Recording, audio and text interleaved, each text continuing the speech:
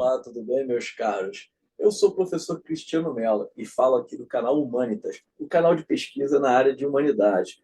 Bom, para quem ainda não é inscrito no canal, se inscrevam e ativem as notificações. Só assim vocês receberão os conteúdos aqui trabalhados. Bom, no vídeo de hoje eu quero falar sobre um assunto bastante curioso e pertinente na área da pesquisa acadêmica. Eu desejo falar sobre quais são as características de um texto monográfico, ou seja, uma monografia. O que incorpora o texto, quais são as suas formas, as suas características, ou seja, o estilo de um texto monográfico. Fique comigo, nós vamos até o final aqui, estabelecendo alguns pontos importantes para que você, estudante de graduação, que já está terminando a sua licenciatura, pode compreender como funciona um texto de caráter monográfico. Bom, a palavra monografia vem do grego. Monos significa singular, grafie significa grafia.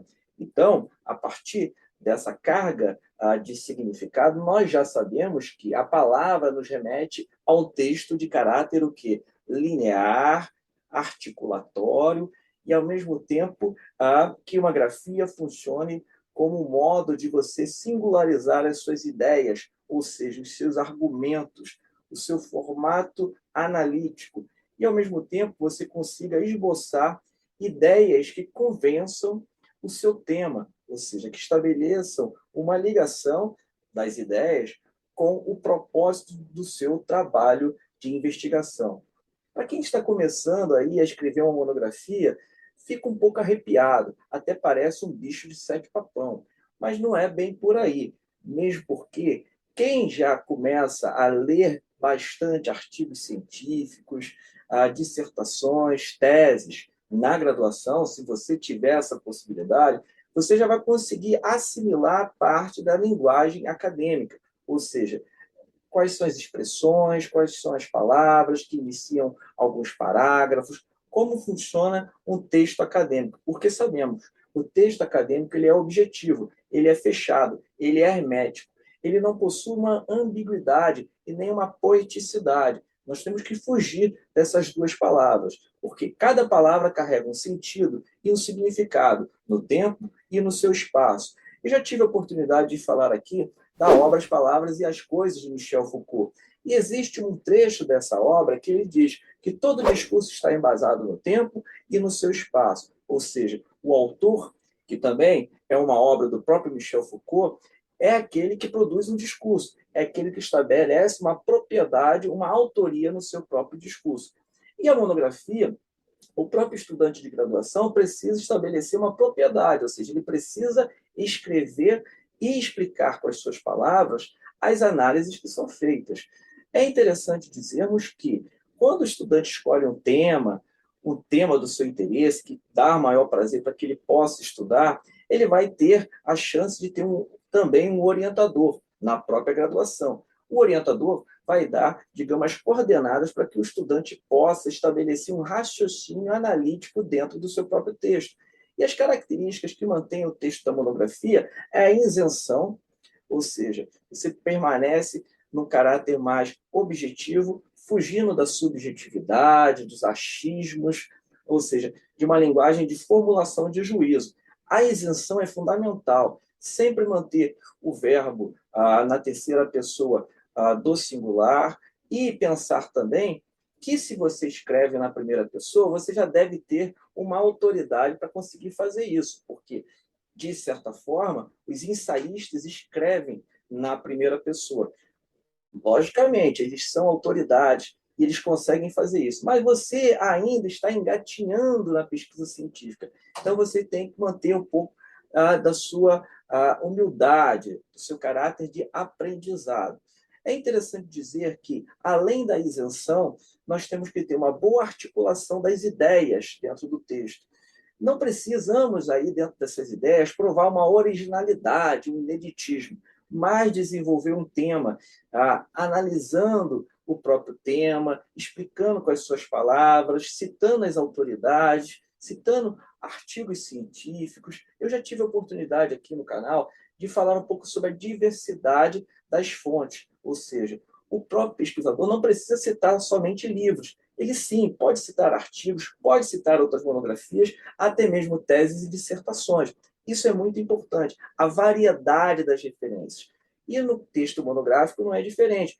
Nós precisamos ter essa variedade dentro do próprio texto. Interessante também deixarmos aqui claro que a monografia não é um calhamaço de citações, não é uma colcha de retalhos, não é um mosaico ali que você agrega todos os autores. Nós precisamos equilibrar as autoridades, verificar quais são as ideologias e os posicionamentos dessas autoridades. Se colocarmos autores de debates contraditórios, precisamos relativizar isso, precisamos também dar uma melhor explicação sobre essa questão, até mesmo de autores que não se dialogam entre si. Isso é interessante também dizermos. Outra característica da monografia é que você precisa relevar, trazer uma contribuição à comunidade acadêmica. Ou seja, se você está ali discutindo um tema, que você traga resultados, você traga uma contribuição no que você está ali provando e estabelecendo. Ou seja, você precisa, lá nas considerações finais, fazer com que o seu texto ele torne-se um texto coeso, um texto em que você busque lá no seu desenvolvimento algumas ideias centrais e nas conclusões você busque reaproveitá-las, dizendo o que foi feito no próprio desenvolvimento, no corpo do trabalho. É interessante também pensarmos que antes de uma monografia também está lá o próprio projeto, ou seja, você não pode iniciar uma monografia sem um projeto. E o seu orientador também vai falar sobre isso, ou seja, que você precisa fazer uma disciplina ligada à iniciação científica, ao projeto de monografia, que busque, né, para que você possa criar o seu projeto e, ao mesmo tempo, esboçar um raciocínio, um esqueleto daquilo que você pretende desenvolver na monografia. É interessante, além disso que eu falei, pensarmos também em que uma monografia não passe de 40 páginas, 50, é por aí o número de páginas. Muitos pesquisadores perguntam, né, sobre essa questão do número de páginas. Existem monografias que estão ali na casa das 80 páginas, 70 páginas, mas a maioria delas funciona como 40 e 50. Então, ela supera o artigo científico em torno de 20, 30 páginas, e, superando o artigo científico, ela vai tratar de um tema com maior profundidade. Logicamente que o artigo científico ele é breve, ele é sucinto, ele escapa a uma profundidade na qual a monografia propriamente se debruça. A monografia também pode ser trocada pela terminologia de trabalho de conclusão de curso, o tão sombrio TCC. Sombrio por quê? Porque também muitos estudantes, quando terminam a graduação e precisam elaborar um trabalho como término de curso, têm medo de cair, não é? Escrever um TCC. E cabe lembrar que o TCC e a monografia são trabalhos, digamos, conclusivos, ou seja, trabalhos de conclusão de curso, em que você vai angariar uma nota, inclusive vai ter uma aprovação e também vai passar por uma banca. Você vai ter um crivo, ou seja, professores selecionados da casa para conseguir interrogar você a respeito do trabalho. Inclusive, eu vou deixar o card aqui em cima, também já falei um pouco sobre a defesa no mestrado e que funciona também na graduação, ou seja, só com menos professores, na casa de 2 a 3 professores que vão ler o seu trabalho e também vão interrogar os procedimentos de produção científica do seu trabalho. O rigor científico segue como uma dissertação, como uma tese, buscando sempre uma originalidade. Cuide muito com o plágio, cuide muito com as citações alheias, busque citar sempre conforme as normas e as regras da ABNT. Existem muitos trabalhos prontos na rede, mas cuide muito, você pode reprovar e ainda responder por um crime de apropriação de ideias alheias. Então, cuide bastante, tá, com essa questão do plágio. Cuide também com algumas empresas que oferecem trabalhos acadêmicos prontos, inclusive cobrando valores absurdos em relação aos trabalhos. Então, se você tem autoridade, se você escreve, se você já treina a sua escrita científica, não tenha medo, não fique acanhado, não fique tímido, se atire, não deixe para a última hora, faça acontecer, escreva. O trabalho monográfico ele tem uma introdução, um desenvolvimento, uma conclusão. O esqueleto básico é isso. Logicamente, você vai tratar de outros temas por meio de outros subtítulos. Você vai criar os seus subtítulos. Você pode, sim, atingir uma poeticidade na criação dos subtítulos. Se você estuda letras, como é a área minha de atuação, sim, você pode ousar um pouco na criação do título da monografia, dos subtítulos. Eu tenho aqui provocado um pouco essa discussão de que escrever cientificamente não é necessário também escrever de forma objetiva. Você pode fugir um pouco, dando margem a um ensaio.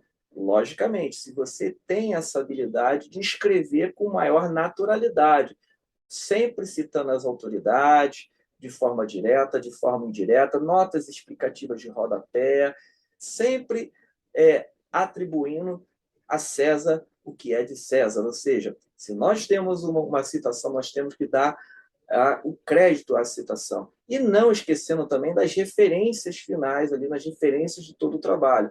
Na composição, você pode esquecer uma ou outra. É importante passar por um trabalho de revisão nas normas da ABNT, revisão gramatical.